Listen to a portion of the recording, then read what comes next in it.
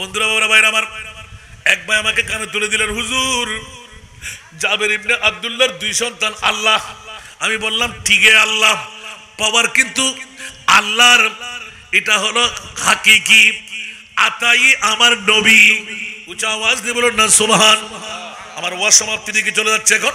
বন্ধুরা বাবারা ভাইরা আমার, জাবের ইবনে আব্দুল্লাহ দুইজন বড় সন্তান এক এক করে খতম হয়ে গেল। হযরতে জাবের ইবনে আব্দুল্লাহ খন্দকের পরীক্ষা খনন করার সময় জাবের ইবনে আব্দুল্লাহ হঠাৎ করে খবর পেয়ে গেলেন আমার নবী খন্দকের পরীক্ষা খনন করছে। একটু দেখতে যাই, দেখতে গিয়ে দেখলেন 1400 প্রায় 80 জন সাহাবী। সুবহানাল্লাহ।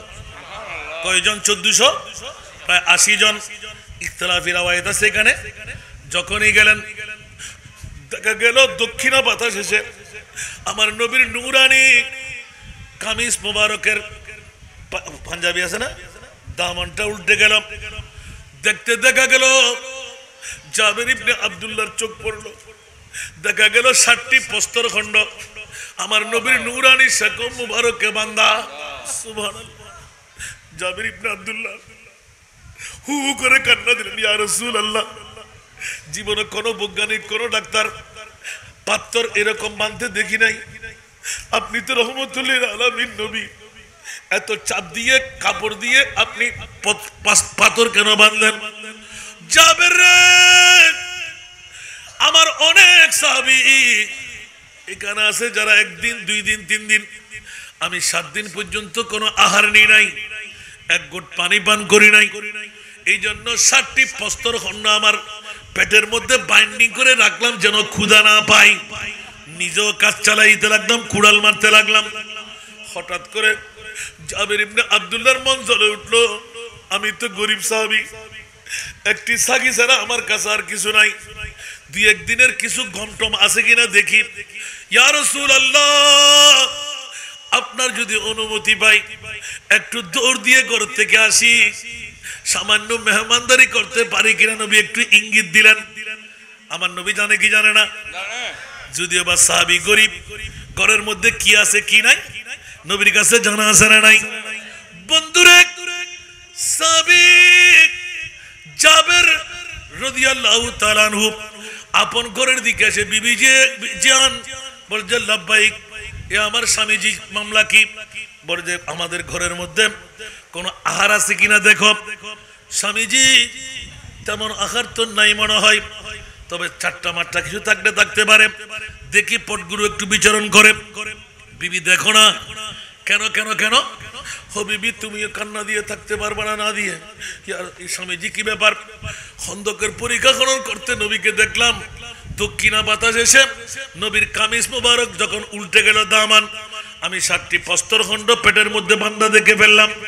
নবীর কাছে গিয়ে ছোট্ট বাচ্চার মতন জিজ্ঞাসা করলাম, ইয়া রাসূলুল্লাহ, আপনার পেটে প্রস্তরখণ্ড কেন? ও বিবি, 7 দিন পর্যন্ত রহমতুল লিল আলামিন এক ঘুট পানি পান করে নাই। 60টি প্রস্তরখণ্ড বাঁধা দেখে মন টানতে লাগলো, দুরুজানের বাদশা নবী আমাদের পাশে অনাহারে থাকবে, এটা কখনো হতে পারে না। বিবি, দেখো, সামান্য আহার যদি হয়, যে 2-4-5 জন হলেও আমরা কিছু ব্যবস্থা করি। দেখা গেল বিবি দেরি করলেন না, নিজের মেয়ে হলেও অন্তরের মধ্যে নবীর প্রেম, দৌড় দিয়ে করে ঢুকে সবগুলো এক কাট্টা করলাম। দেখা গেল থোড়া ইয়াতবা একটা পটের মধ্যে প্রায় 10 জনের আহার হবে। টাস করে নুমানের মধ্যে রাখলেন। বিবি, তাড়াতাড়ি এগুলো আমিষ করে নাও, রুটি তৈরি করো। এবার খাবার কিভাবে হবে? এই রুটিগুলো খাইতে হলে মরিচিকা, অর্থাৎ আপনার কিছু ভালো ঝোল লাগবে না, আহার করতে গিয়ে দেবে।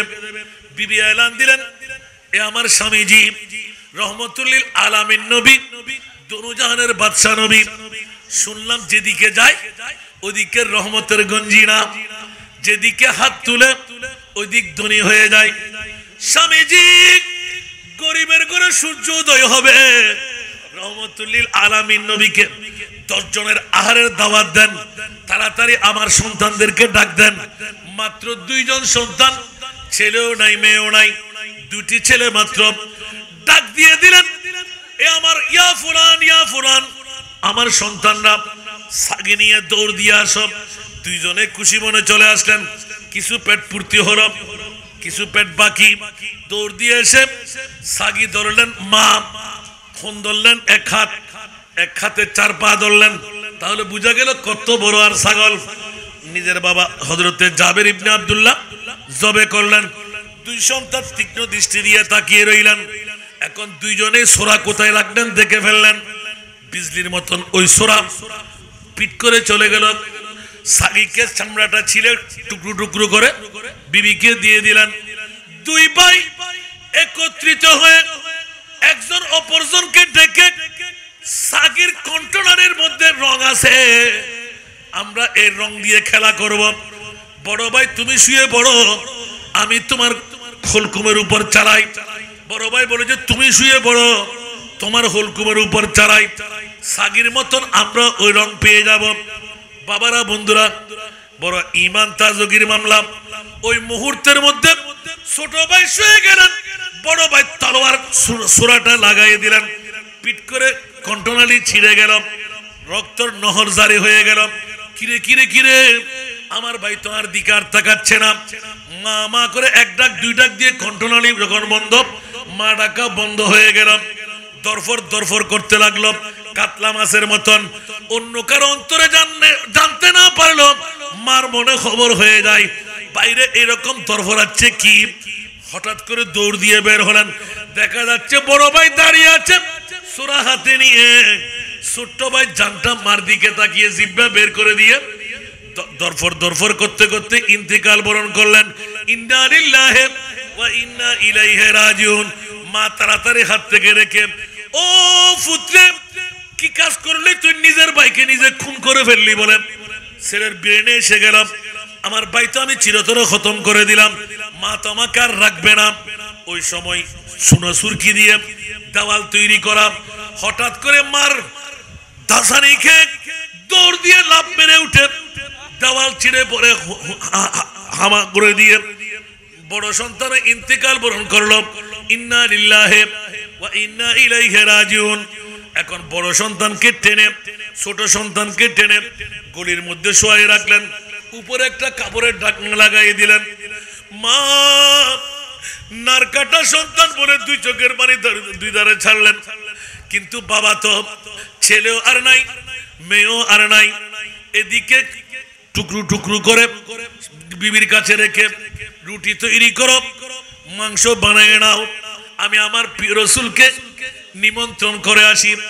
আমার রসুলের পাকের দুই কান বরাবর ছোট্ট বাচ্চার মতন এভাবে হাত। ইয়া রাসূলুল্লাহ, আমরা গরিব সাহাবী, আমাদের কাছে 10 জনের আহার হবে।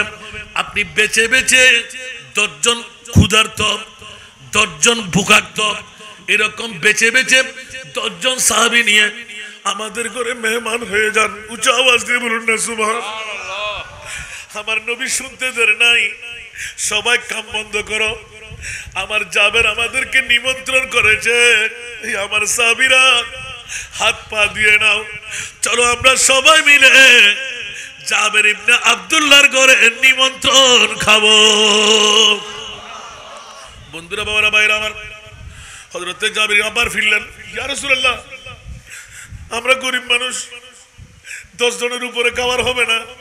আমার নবী বললেন, জাবের, এখনো নবী চিনো নাই। সুবহানাল্লাহ, এখনো নবী চিনো নাই। সুবহানাল্লাহ। তোমার কাজ তুমি করো, আমার কাজ আমি চালিয়ে যাচ্ছি। সুবহানাল্লাহ। হায় হায় হায়। এদিকে বাড়িতে গিয়ে আরেক মকাম, মুসিবতের রাত যেখানে হয় বাঘের ভয় আসে না নাই? মোস্তফা এলান দে, তুমি তাড়াতাড়ি যাও, তোমার বিবিকে বলো রুটি তৈরি করলে একটা বরের মধ্যে ঢাকনা লাগিয়ে দিতে, কাপড় লাগিয়ে দিতে, মাংস তৈরি করলে ঢাকনা লাগিয়ে দিতে। কেউ যেন হাত না দেখ। আমি রহমতুল লিল আলামিন নবী যখন আসবো তখন আমি চিন্তা ফিকির করব। সুবহানাল্লাহ। এই কথাটা ইঙ্গিত দিলেন। এমনি বধূ কি করলেন? কান্না দেওয়ার পর রান্না করতে লাগলেন। স্বামী যখন আসতে লাগলেন, বিবি তো 10 জনের জায়গায় 1480 জন।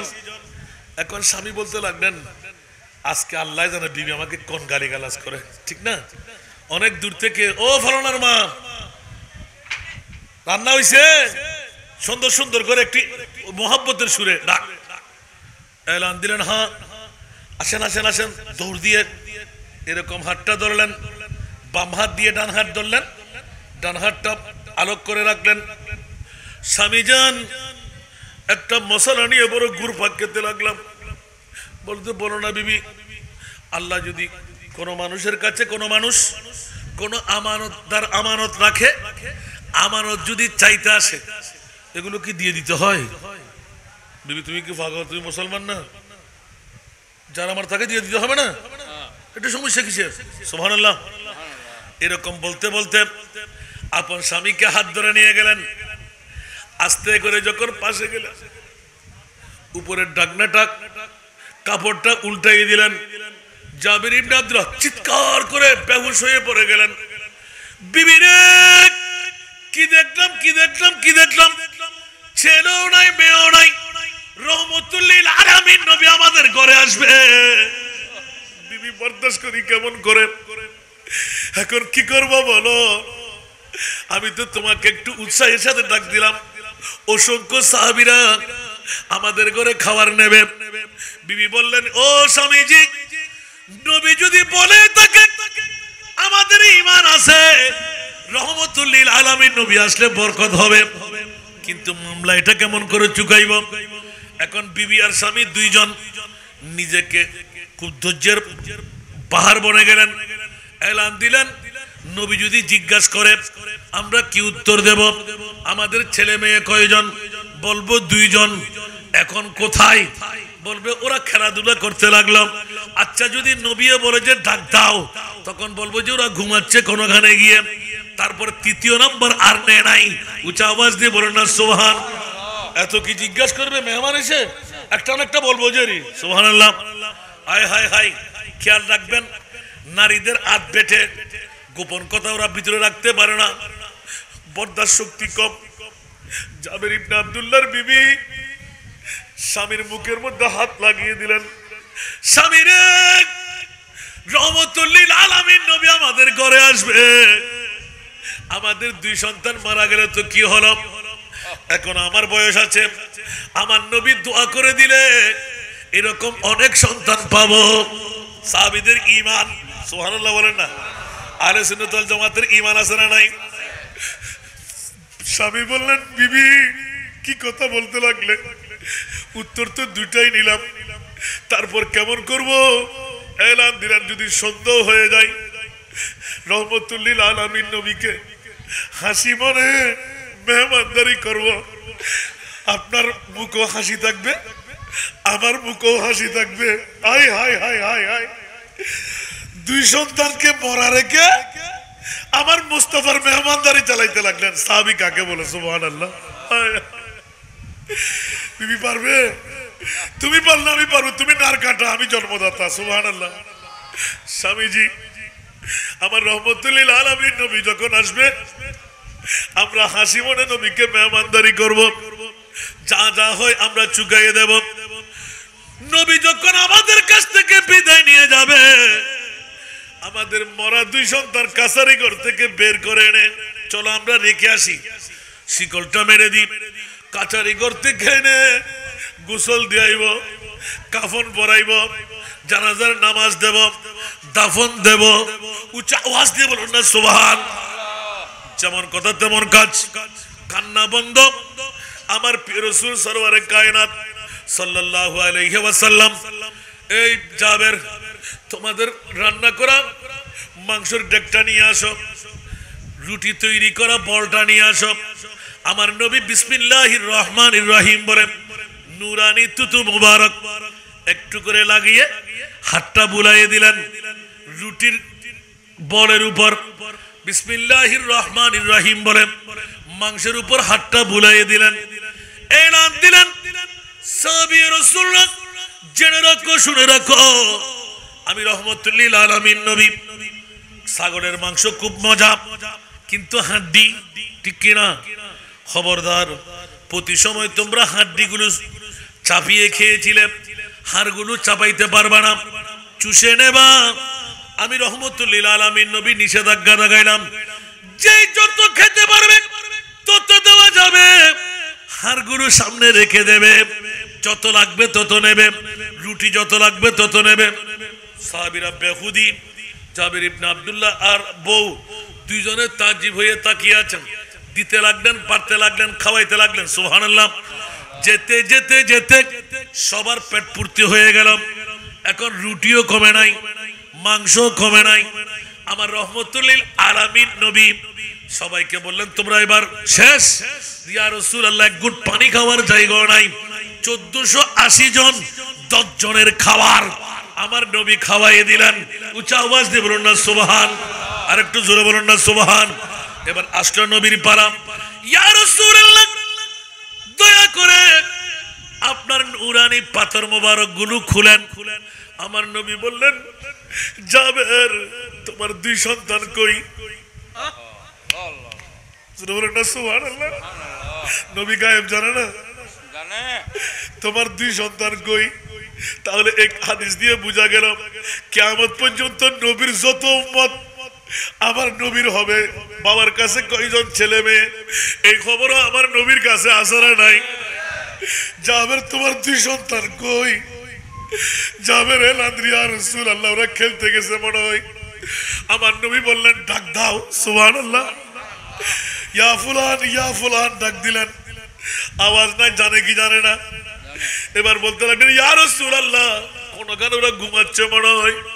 আমার নবী বললেন, ঘুম থেকে ডেকে দাও। সুবহানাল্লাহ। বিবি আর বরদাস্ত করতে পারে নাই। ইয়া রাসূলুল্লাহ, স্বামী স্ত্রী মিলে বাহানা করলাম মাত্র। পূর্ণ ঘটনা আমার নবীকে শুনাই দিলেন। আমার নবীর নুরানি চোখের পানি দারদার দারদার দারদার, দাড়ি টপকে টপকে গোটা কামিজ ভিজে গেল। সুবহানাল্লাহ। সাহাবীরা টাস টাস বেহুশ হয়ে পড়তে লাগলেন। ইয়া রাসূলুল্লাহ, কাদের করে নিমন্ত্রণ নিলাম? ইয়া রাসূলুল্লাহ, কাদের করে আহার নিলাম? ইয়া রাসূলুল্লাহ, আমরা কিসের খন্দকের পরিকল্পনা করলাম? আমরা কি মেহনত করেছি, কি ওবাদ যাপন করেছি? আজকে ওদের জন্য কি দেওয়া দরকার? সুবহানাল্লাহ। আমার নবী বললেন, খামোশ। সুবহানাল্লাহ। ইয়া রাসূলুল্লাহ, আমাদের 2 সন্তান ওই কাছারি ঘরের মধ্যে, তোমরা কি মনে করলে? বলে, ইয়া রাসূলুল্লাহ, আপনার মেহমানদারি শেষ করে আমরা গোসল দিয়ে আইব, কাফন পরাইব, জানাজার নামাজ পড়ে দাফন করব। ও তাই নাকি? এটা মনে করছো? আমি রহমতুল লিল আলামিন নবী বলছি, তোমার 2 সন্তানকে ডাক দাও।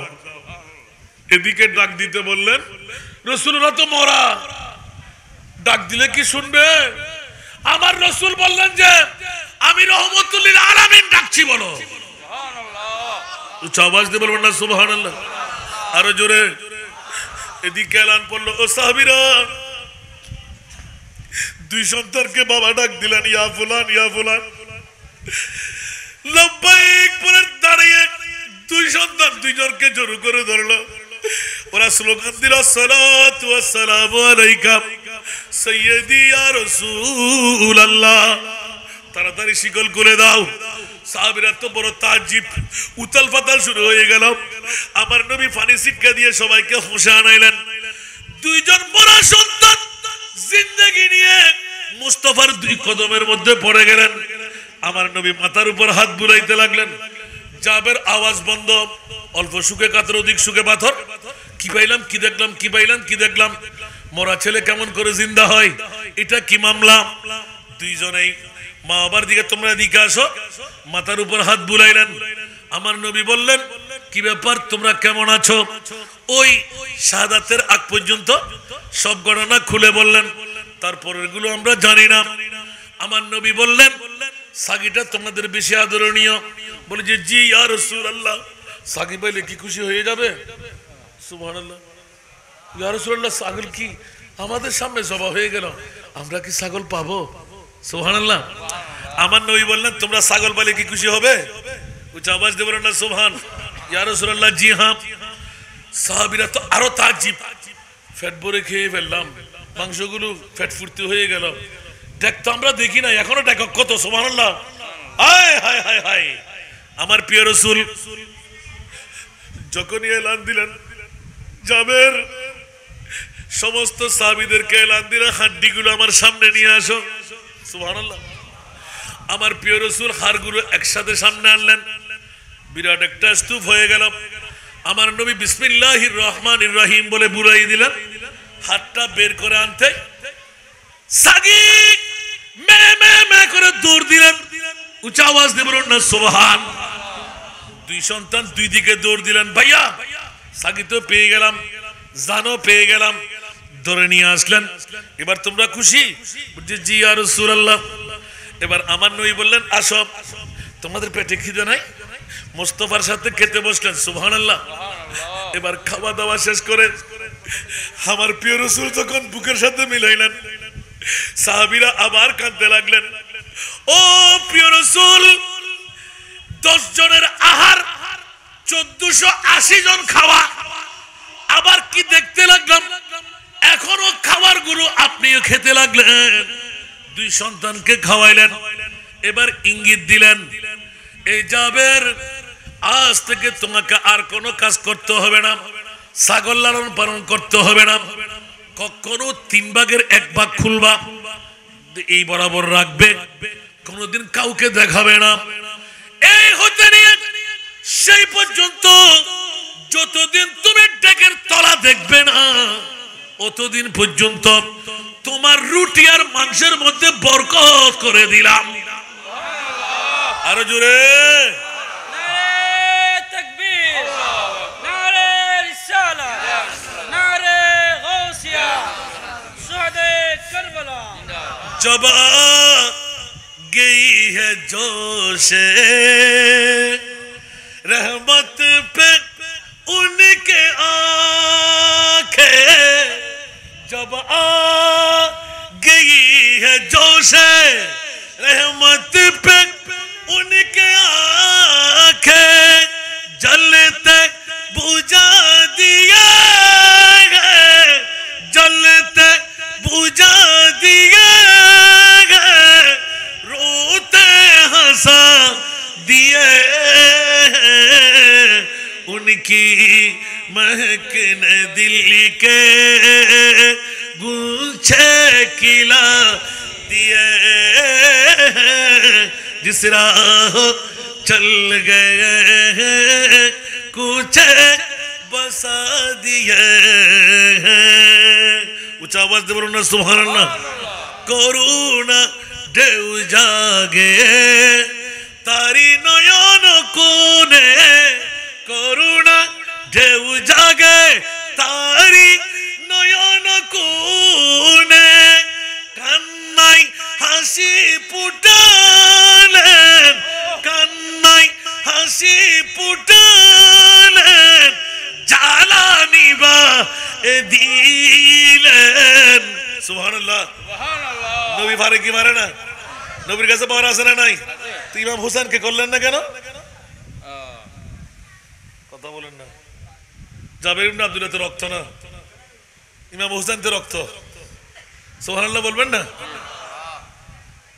এবার খেয়াল করে দেখেন আমার মাহবুব উম্মত কিয়ামত পর্যন্ত ইমামে হুসাইনের মোহাব্বত যার অন্তরে ঢুকবে আমার রাসূল ঠিক করে নিলেন ওয়াল্লাহি ইযান লা আরদা ওয়া ওয়াহিদুন মিন উম্মতি ফিন্নার মাওলা ডিডের মধ্যে সই করে দিলাম তুমি কবুল করে নাও 1450 বছর পরে মুরাদনগর নয় রাঙ্গুনিয়া নয় বিশ্বের আগাছে গানাছে আমার ইমামে হুসাইনের শাহাদাত ঐতিহাসিক হবে আমি দোয়া করব আতেল হুসাইনা সাবারা সাথে এলান দিলাম ও আজরা কিয়ামতের ময়দানে একজন উম্মতকে আমি জাহান্নামে রেখে জান্নাতে কদম দেব উচ্চ আওয়াজ দিয়ে বলুন না সুবহান আরো জোরে বলুন না ওমা মাতা আলা হুব্বে আলে মুহাম্মাদিন মাতা মুমিনান নামাজ দিয়ে মুমিন রোজা দিয়ে মুমিন হজ দিয়ে মুমিন যাকাত দিয়ে মুমিন না ইমামে হোসেনের মোহব্বত যারা আজকে বসলেন ওরা মুমিন হয়ে মরতে পারবে